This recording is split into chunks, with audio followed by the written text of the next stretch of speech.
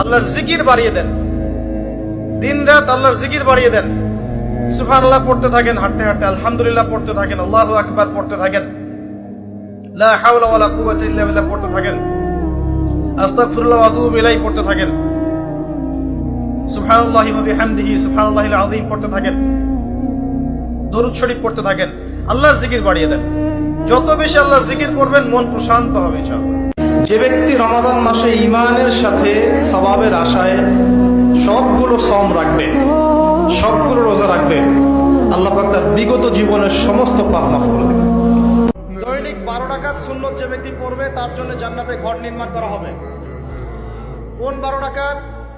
ফজরের আগে 2, ফজরের আগে, জোহরের আগে 4, তারপরে 2, তারপরে মাগরিবের পরে, ইশার পরে, মোট কত হইল? 12। এই 12 রাকাত নামাজ যে ব্যক্তি দৈনিক পড়বে তার জন্য জান্নাতে ঘর নির্মাণ করা হবে। একটা বিষয় মনের মধ্যে শান্তি দেয়। কি শান্তি?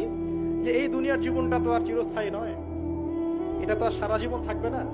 ইনশাআল্লাহ এই অবস্থা আস্তে আস্তে পরিবর্তন হয়ে যাবে। ফাইন্না মাআল উসরি ইউসরা, পরকালে ইনশাআল্লাহ পাবো। দুনিয়াতে না পেলে কি হয়েছে, পরকালে পাবো ইনশাআল্লাহ।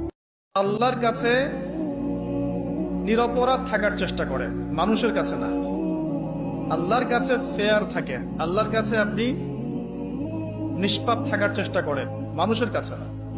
আল্লাহর কাছে ভালো হন, দেখবেন আল্লাহ রাব্বুল আলামিন মানুষের মনের মধ্যে আপনার জন্য ভালোবাসা সৃষ্টি করে দিবেন।